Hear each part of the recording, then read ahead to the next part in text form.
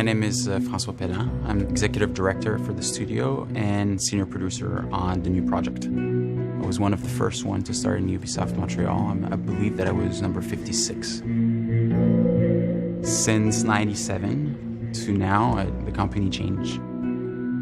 We all matured. We all made a lot of mistakes, tried different things, had a lot of success on stuff, less on others, but we've all learned. That's been the beauty of Ubisoft in Quebec, in Montreal, is that company that gives you the chance to try stuff and to create. Because when you do something for the first time, we innovate.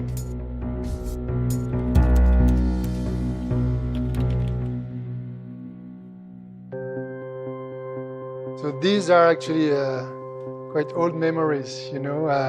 It's few pages, you know, of design research I've saved. I remember the first time seeing AC1, it was mind-blowing. I've never seen, you know, a character touching the world in such a unique way. I've never seen a world that was so detailed and so rich. We had no engine, so we built our own engine from scratch. And all we had to go on was our taste. As you can imagine, when you don't have any specs, you're basically given a blank check. You can invent the world if you want, and we completely did invent the world. Like the amount of features that we had, the final game had 9 missions. The original game that we designed had 72. Assassin's Creed is about transporting people to a time that they can never really truly visit. The games have always had this really great sense of freedom, of exploring somewhere, of going to a historical context in these amazing looking worlds. I don't want the player just to focus on fight and action and look at the ground, you know. I want people to look up. It's an open world, so I want the people to wait for the sunrise. We saw this little prototype of naval combat that they were doing for AC3. We got super excited because it was beautiful, it looked fun, and I think this was the thing that kind of kicked off the idea that what if Assassin's Creed went into the golden age of piracy? For every game we try to bring new colors, new vibrant flavors. Brotherhood was really the sequel of Ezio. I mean, people love so much Ezio in AC2 that it was really good to see him again and to see how grown he was. He was a leader now, not this young man anymore. We wanted to be able to climb everywhere, to discover every places, but have like no limitation on the exploration. Being able to just do cool things with parkour. Me, I can't do that. I can't climb buildings and jump over rooftops. With AC3, we really showcased that the franchise can go anywhere. With the frontier, the snow. There's actually a full seasonal weather system. So you have summer, fall, winter, and spring. We dreamed big and just tried stuff. And then at some point it was working and it was magical. I was a kid not very happy at school. I was always drawing, always dreaming like castles, places. I'm still doing the same thing, you know, now. It's like creating universe, creating worlds, and this is what I love to do. I sat at home playing AC2 in my living room and said out loud to my husband, "Oh my God, this game, I just love this game so much. I'd love to work on this is so cool." Then when you get the opportunity to work on that game, you feel very connected to it. You feel protective of it. It's like a child. You want it to do really well. Innovating in AC is always both exciting, you know, and tricky. Innovation isn't necessarily like going crazy. It's about like finding the difference that matters and also keeping the soul of the brand alive. I always say it's really hard to just say, okay, let's innovate, let's start innovating. There's no such thing. Instead, you know, I can say that raising as many lightning rods as possible, hopefully lightning will strike.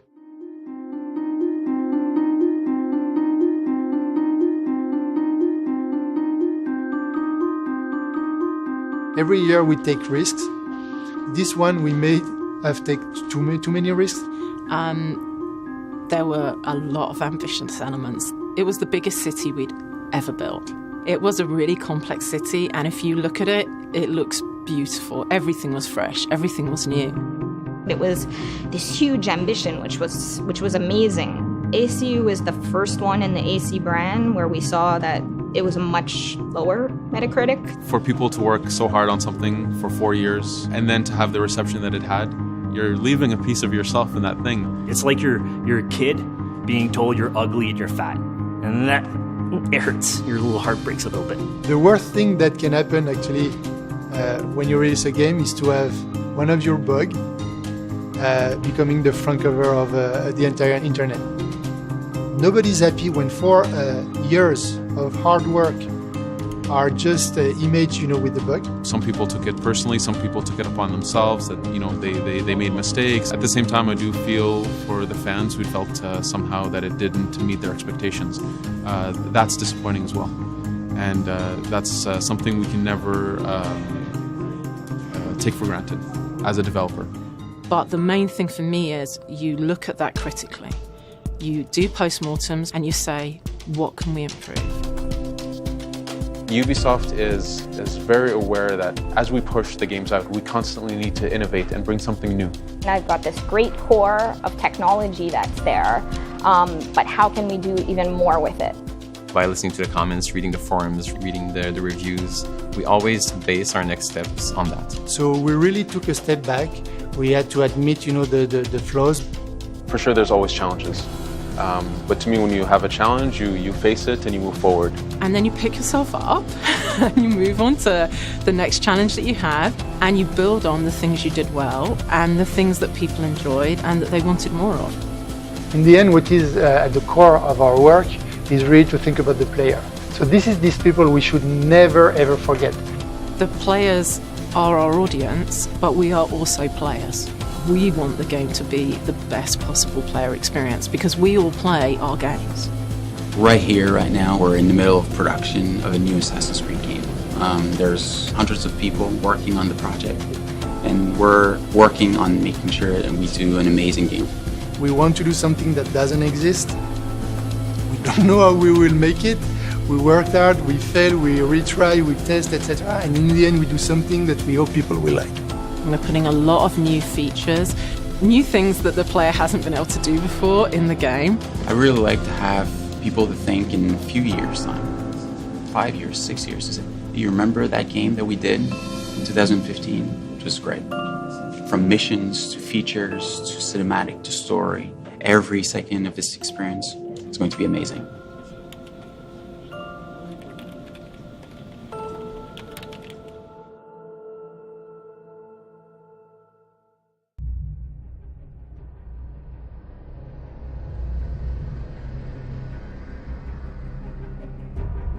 London, 1868, the center of the industrialized world. Profits see progress while workers never sleep. Slavery not only comes through irons and chains, but through our very struggle to survive. Time for a change.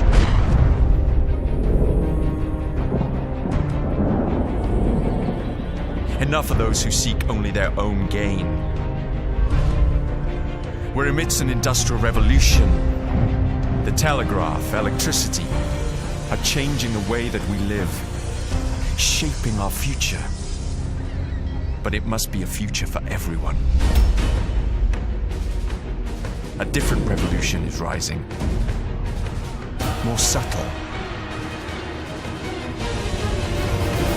A blaze from the ashes of an old brotherhood.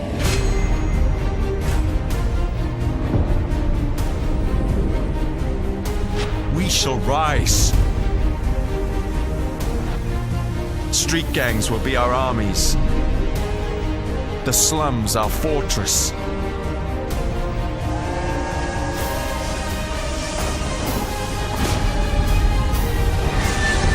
They say this is the modern era. I say it's time for a rebirth. And we shall lead the way.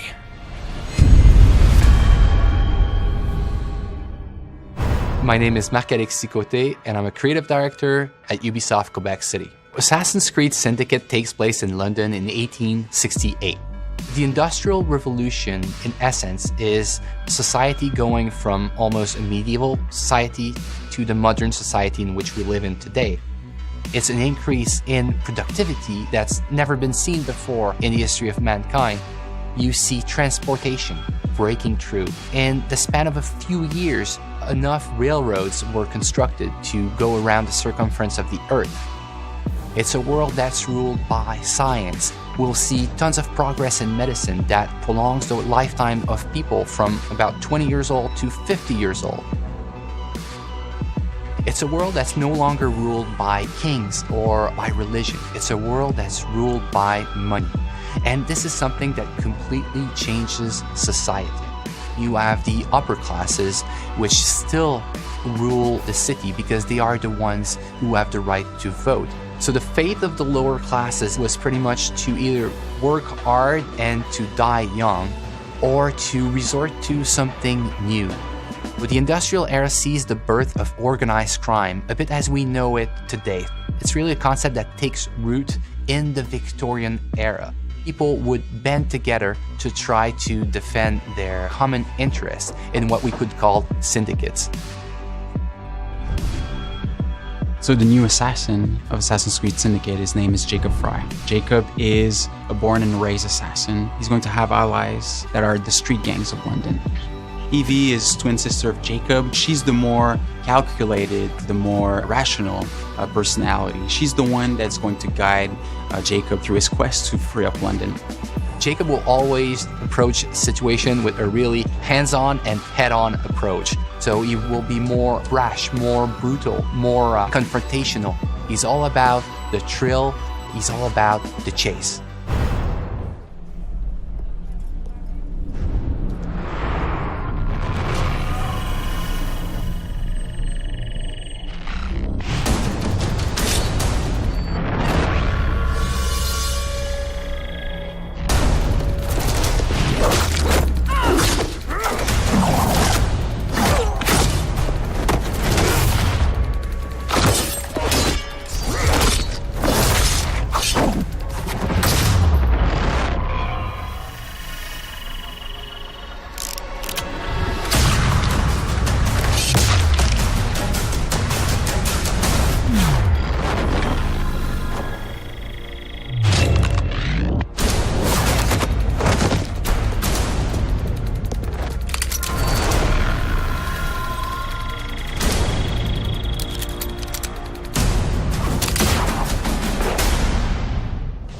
Assassin's Creed Syndicate will be the fastest-paced Assassin's Creed that we've ever built. The speed of combat in Assassin's Creed Syndicate has changed from the past. We are making combat much more closer range than ever in the past.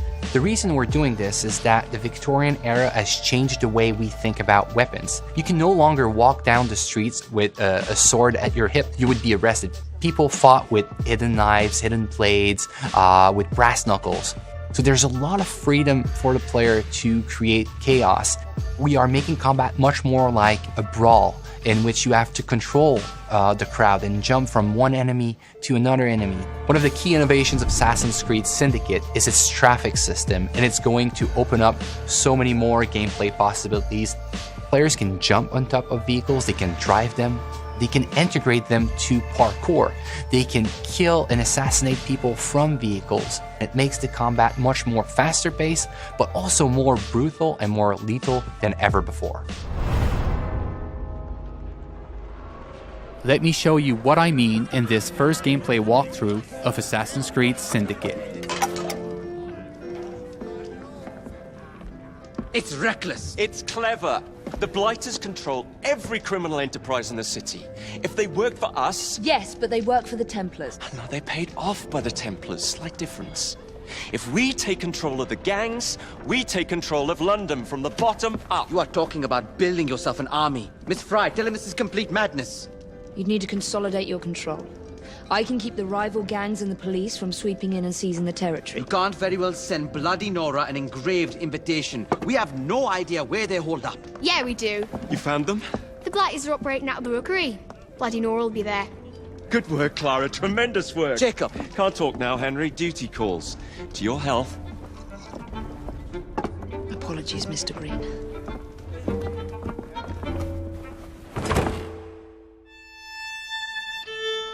We are now in the city of London, one of the 7 boroughs that you'll experience in Assassin's Creed Syndicate. The city of London was the economic and financial heart of London in the 19th century. The borough fully embodies the hustle and bustle spirit associated with Victorian London. Booming businesses, busy sidewalks, and even busier streets. New to our game are iconic modes of transportation, including trains and carriages. Omnipresent in Victorian London, carriages will change how you play Assassin's Creed. You can take the reins and traverse the city faster than ever before. You can also hide in them, adding another tool to your stealth game, or run over targets and enemies. The possibilities are endless. In this mission, Jacob wants to take over one of the Templars' control gangs in order to build an army against the Templars that run the city. To do so, he will need to conquer the borough by dislodging the enemy gang from their stronghold. Not unlike big cities today, rich and poor share the same environment. Even the richest neighborhood, like Westminster, had areas where the police would not dare set foot. These slums were where street gangs ruled. With the simple push of a button, we'll activate stealth mode as we are entering enemy-controlled territory. Also new to our game, the rope launcher will change the way you navigate throughout the city. With this new tool, you can climb the highest building in seconds or zip line from rooftop to rooftop.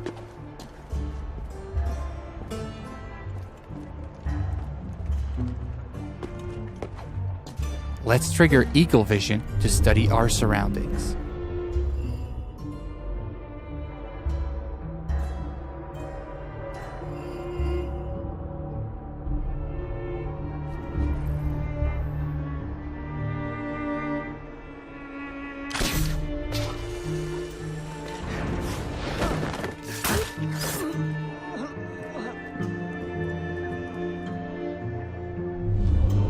We can see that one of our allies is in trouble. Let's give him a hand. We first need to eliminate the lookout to make sure he doesn't call reinforcements. The throwing knives will take him out silently.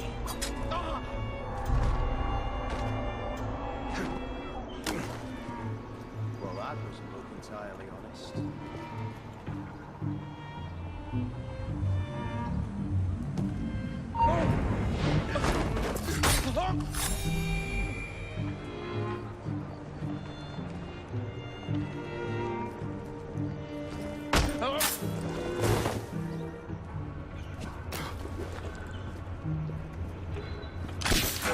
We are facing a lot of enemies, so the head-first approach is probably not a good idea.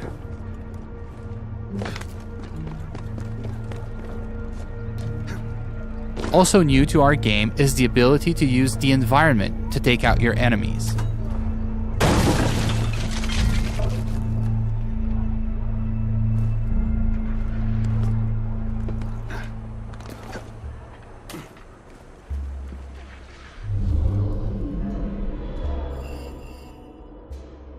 Another one of our allies is in trouble.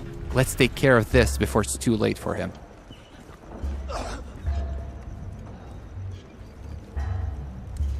Are you in danger, citizen? You don't look the slightest bit disreputable. Please don't start any trouble. Here now.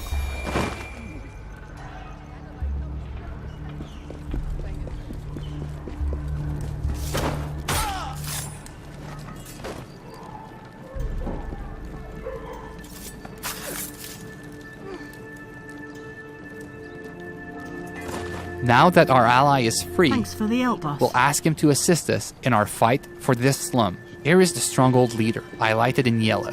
Let's try to take him out with stealth, as he is more dangerous than common thugs. We'll use the hallucinogenic darts to turn our enemies against one another.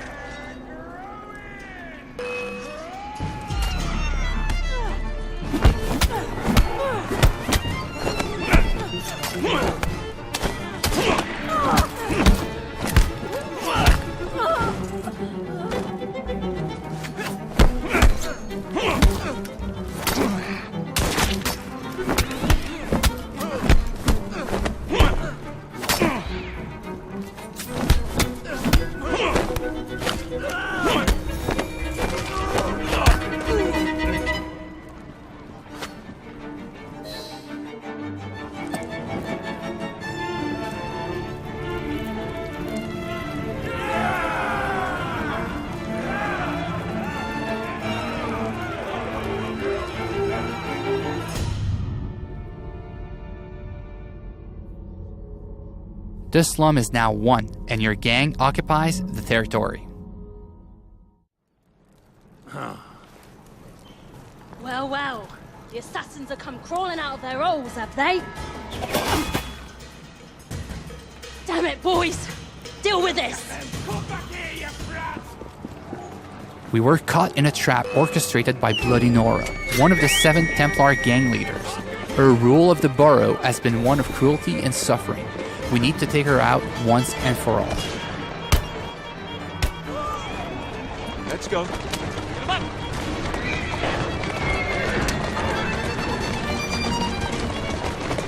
Faster. Go.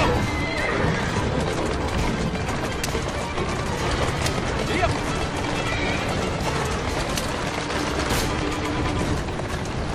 Bloody Nora's thugs are trying to make sure you don't get there, ramming our carriage to kill it. Our carriage has taken some damage but seems to be holding up.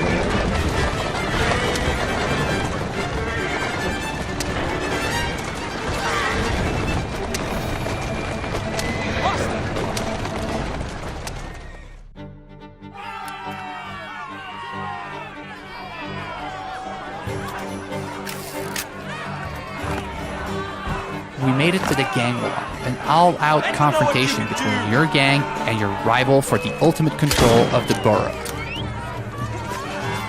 Jacob feels right at home in these fights, thanks to our new fighting system, as it is faster and more responsive than ever before.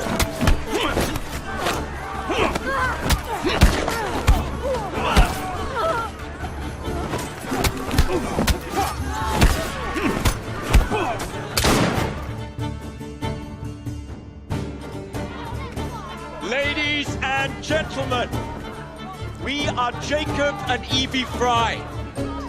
And as of this moment, you all work for us.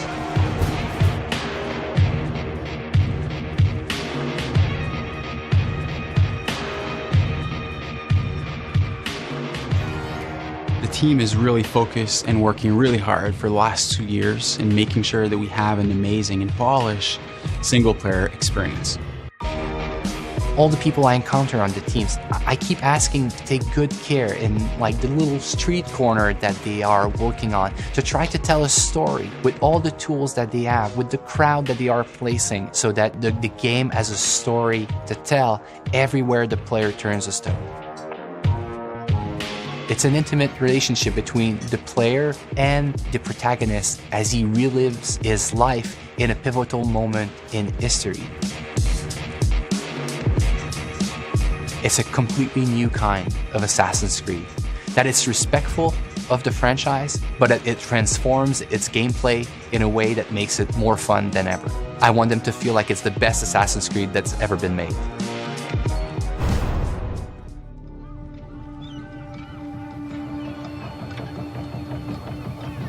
It's a bloody marvelous time to be alive. An age of invention. So many clever blokes dreaming up impossible machines, sorting away more gold than Queen Victoria herself. But none of those shillings ever makes it into the pockets of the poor devils whose blood is spilled building this glorious empire. The working class sleepwalks through life, unaware of the machine that drives them. Let's wake them up then, shall we?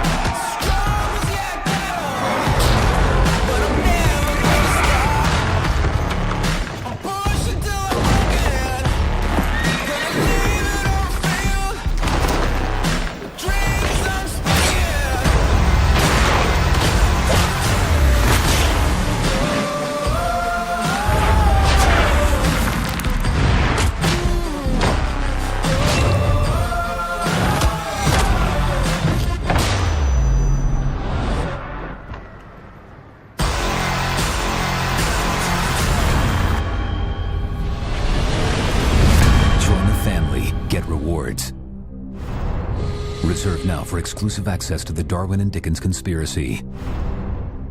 Available October 23rd.